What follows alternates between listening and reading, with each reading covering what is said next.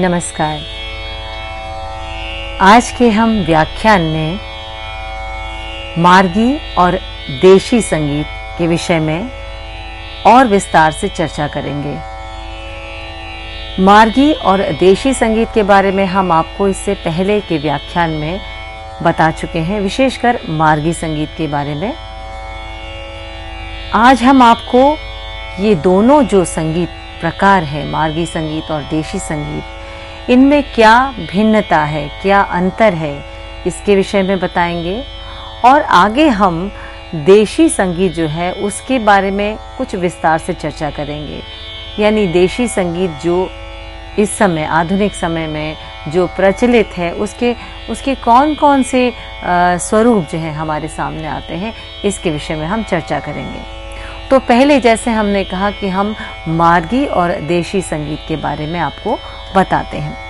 मार्गी संगीत के बारे में हमने जो कुछ भी इससे पहले आपको बताया, बिल्कुल सूक्ष्म एक रूप में, इसको परिभाषा के रूप में मैं आपको बताना चाहूँगी कि मार्गी संगीत एक ऐसा संगीत है जो ईश्वर की उपासना के लिए प्रयुक्त हुआ है। और ये बहुत अति प्राचीन काल में इस संगीत का प्रचलन रहा है, ऐसी मान्यता है। जहाँ ऋषि मुनि लोग जो हैं अपनी तपस्या में अपने मन की एकाग्रता के लिए या ईश्वर तक पहुँचने के लिए, ईश्वर की उपासना के लिए जो है इस संगीत का प्रयोग करते थे। मार्गी संगीत का जैसे कि उद्देश्य ही एकदम स्पष्ट है कि ईश्वर की प्राप्ति, ईश्वर के प्रति ध्यान, ईश्वर की उपासना करना, ईश्वर की आराधना करना, ये मार्गी संगीत जो है इसका उद्देश्य था। और जहाँ हम देशी संगीत की बात करते हैं, देशी संगीत जो है वो मुख्यतः जनरंजन के लिए या लोक रंजन के लिए देशी संगीत प्रयुक्त हुआ है और वो इसी रूप में जो है प्रचलित है। और ये जो है सबसे मुख्य जो अंतर जिसे कहा जाए देशी संगीत और मार्गी संगीत में है। हम एक तरह से दोनों में यदि भिन्नताएं देखें तो देशी संगीत के उद्देश्य की तरह से की दृष्टि से देखें तो दोनों में अंतर स्पष्ट है। वहाँ मार्गी संगीत में उद्देश्य जो है वो ईश्वर की प्राप्ति है, वहाँ उद्देश्य ईश्वर की उपासना है, आराधना है।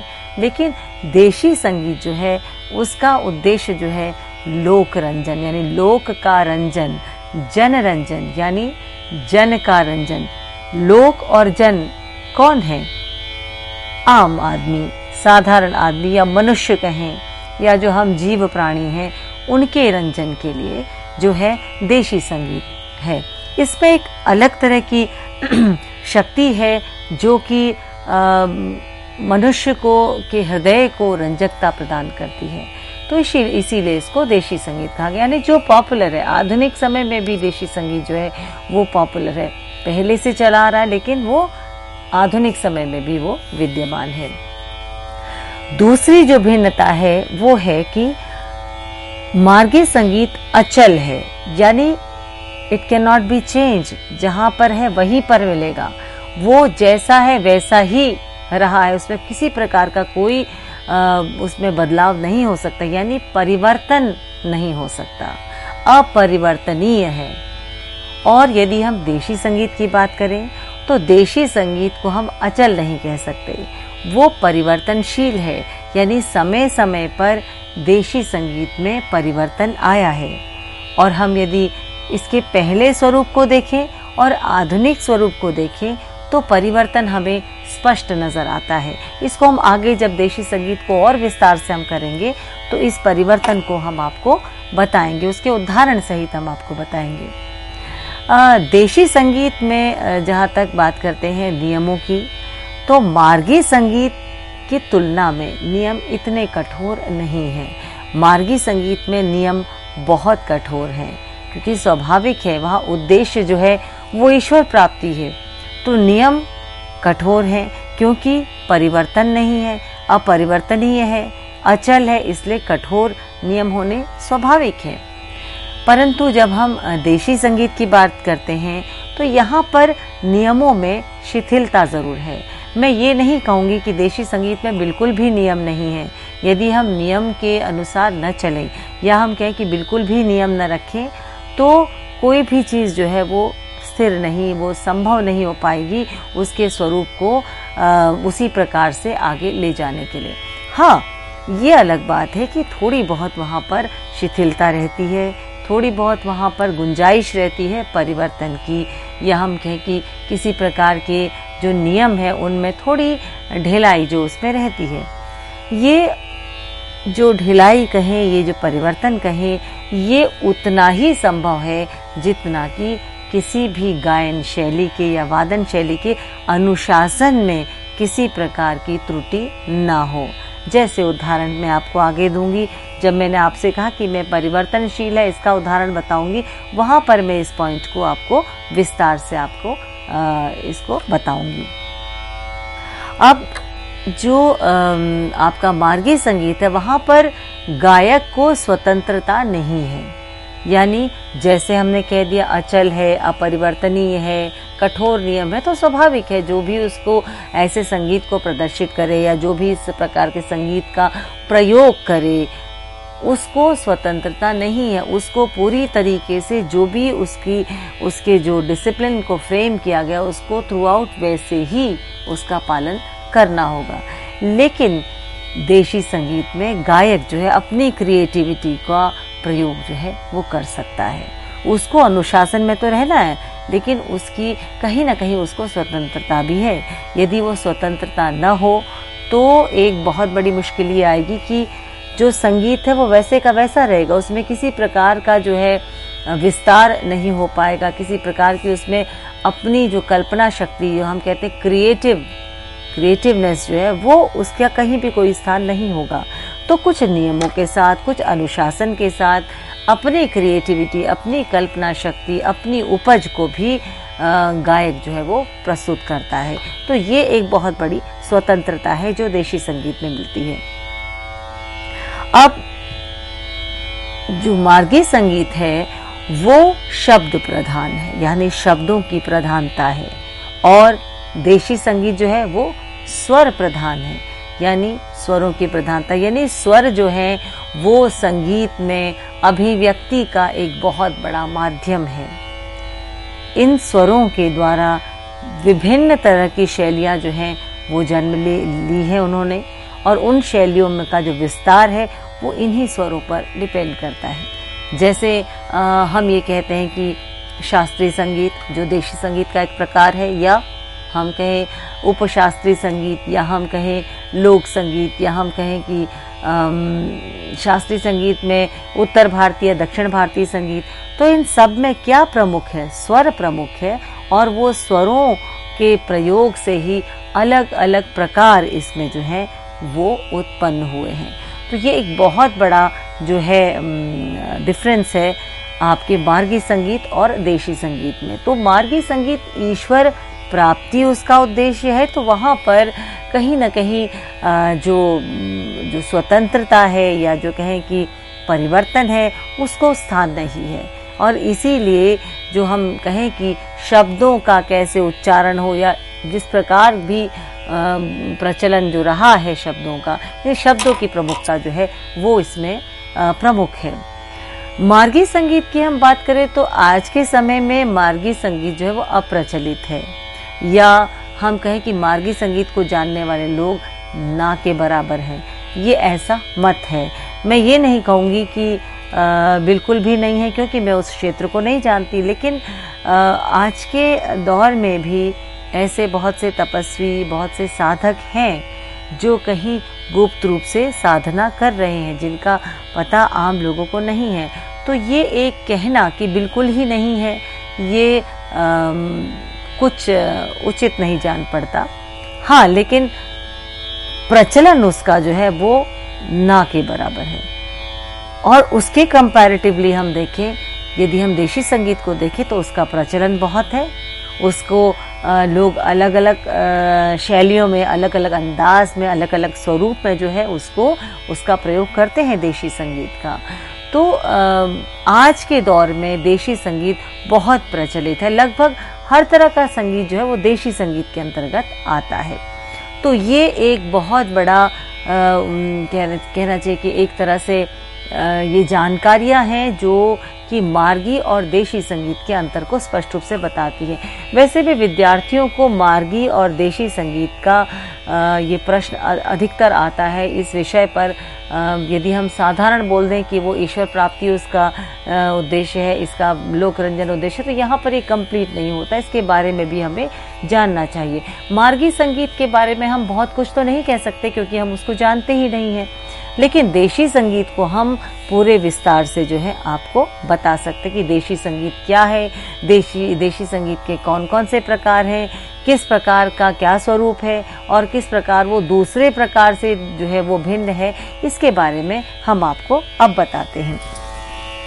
तो जहाँ तक की बात करें हम देशी संगीत की, जो शब्द जो है देशी, वो अपने आप में बताता है कि जो प्रचलित है, जो आम साधारण जनसाधारण जिसका प्रयोग करती है, जो संगीत जनसाधारण में पॉपुलर है, जो संगीत ऐसी क्षमता रखता है, ऐसी उसमें पावर है, ऐसी शक्ति है कि वो जनसाधारण का रंजन कर सके, लोक रंजन कर सके, तो ऐसे संगीत को देशी संगीत कहा गया है। हम वैसे भी कहते हैं देसी, कोई भी चीज देसी, तो देसी शब्द आते हम उसको आम साधारण जन से उसको जोड़ देते हैं। तो यहाँ देशी का अर्थ है कि विभिन्न प्रदेश या किसी प्रदेश में जो पॉपुलर, जो प्रयोग में आने वाली जो शैली है वो देशी है। तो ऐसा संगीत जो किसी देश का किसी काल में पॉपुलर है, वो ऐसी शक्ति रखता है कि वो जितना केवल उतना प्रचलित, बल्कि वो ऐसी भी क्षमता रखता है कि वो जन का रंजन कर सके, लोगों को अच्छा लग सके, लोगों को एक अलग सुखद अनुभूति का प्रदान कर सके, आनंद की प्राप्ति जिसका उद्देश्य हो, वो संगीत देशी संगीत है। अब हम देशी संगीत की बात करते हैं तो वर्तमान समय में जो देशी संगीत का स्वरूप है उसमें हम कह सकते हैं, उसको देखते हुए, कि ये स्वरूप तो पहले नहीं था। हम जब संगीत के बारे में अध्ययन करते हैं तो आज का जो स्वरूप है वो ऐसा नहीं था। शुरू में कुछ और था, फिर परिवर्तन हुआ, कुछ और आया, उस पर कुछ और ऐड हुआ, कुछ और माइनस हुआ, फिर एक परिवर्तित स्वरूप फिर और आगे आया। तो कहने का मतलब है कि देशी संगीत सदैव परिवर्तनशील रहा है, यानी हमेशा उसमें कुछ न कुछ परिवर्तन आया है।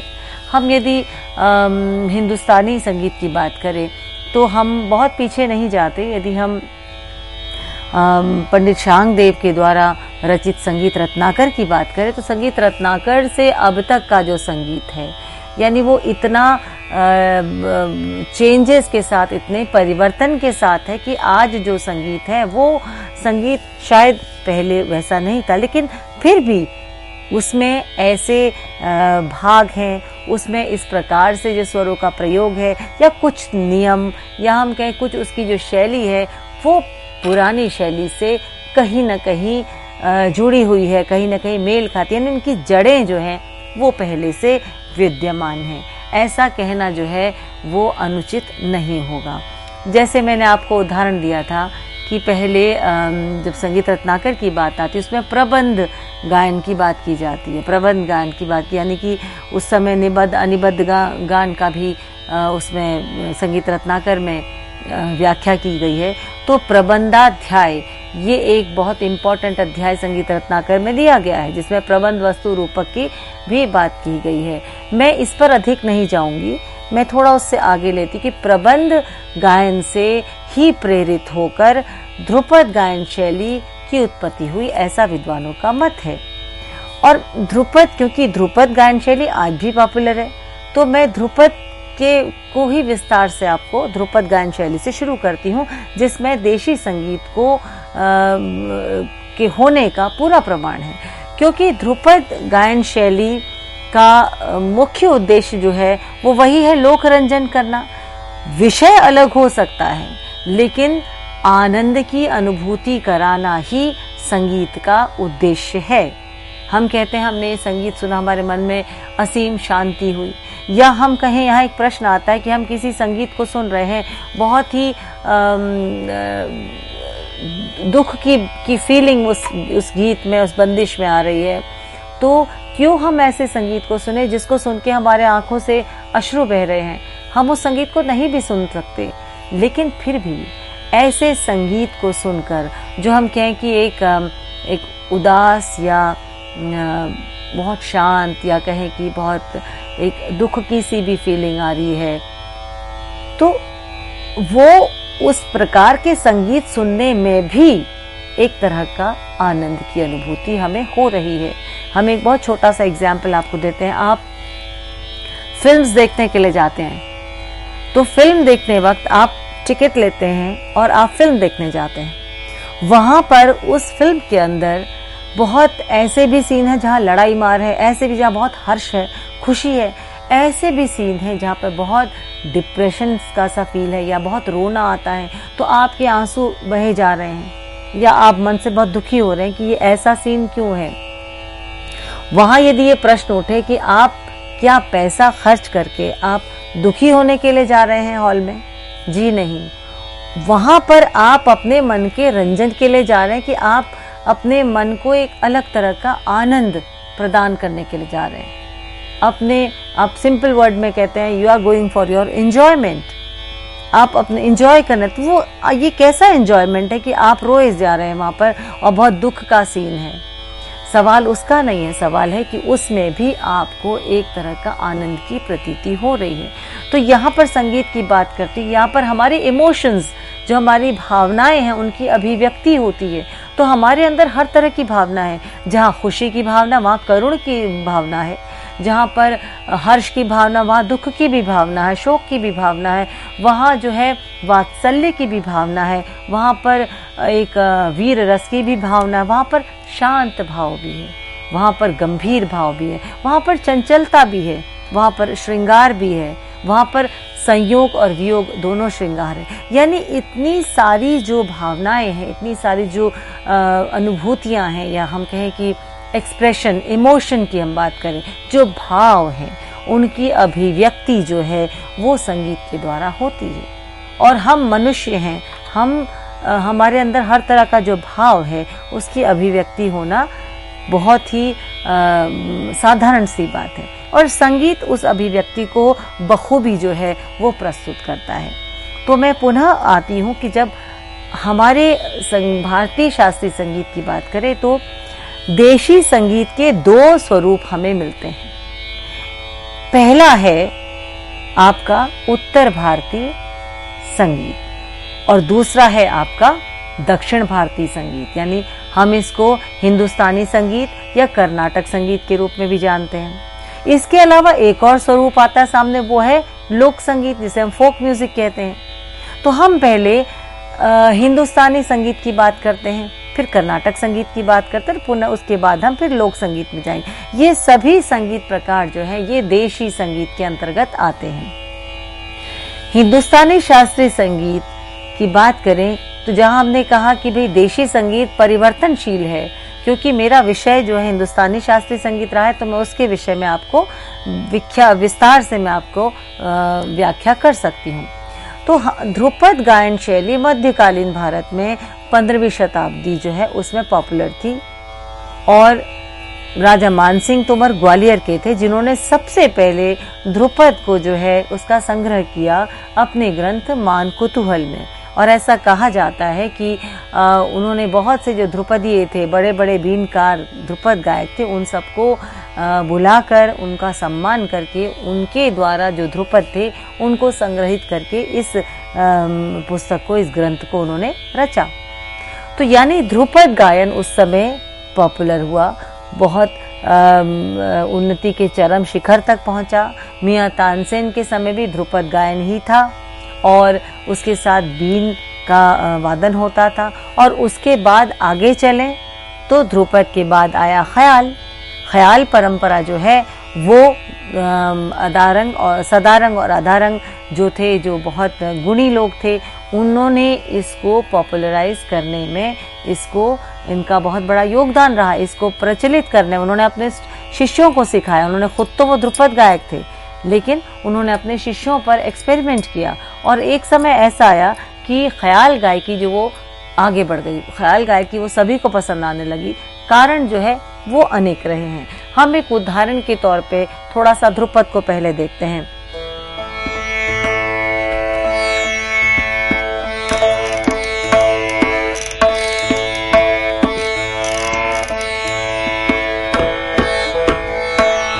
अब आप देखिए कि ध्रुपद गायन में भक्ति रस सबसे मेन था कि वो आध्यात्मिकता से जुड़ा होना चाहिए था, तो भक्ति रस मेन है। अब इस भक्ति रस को देखें तो राग बिहाग का एक ध्रुपद की 2 पंक्तियां मैं आपको बताती हूँ।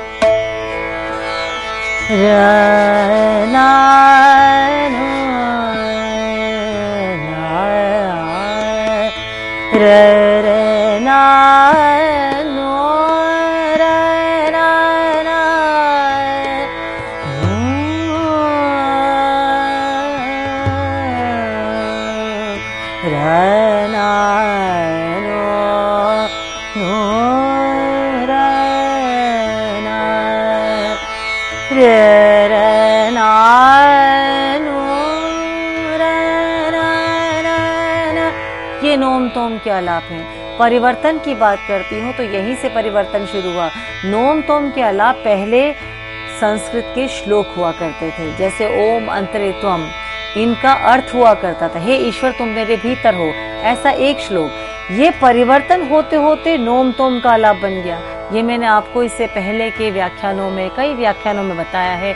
जब ध्रुपद के विषय मैंने आपको विस्तार से बताया, उसमें इस चीज को मैंने बहुत विस्तार से बताया है। तो ये भी एक परिवर्तन है कि उन श्लोकों का नोम तो उन श्लोकों को आलापचारी के रूप में जब गाया जाता था तो वो आगे चलकर श्लोक तो पीछे रह गए, लेकिन नोम तोम का आलाप जो है वो आगे बढ़ गया। तो आज के प्रेजेंस में हम जो देखें इस समय वर्तमान समय में, तो उस समय इस समय जो है वो नोम तोम का आलाप के रूप में सामने आता है। रनो रना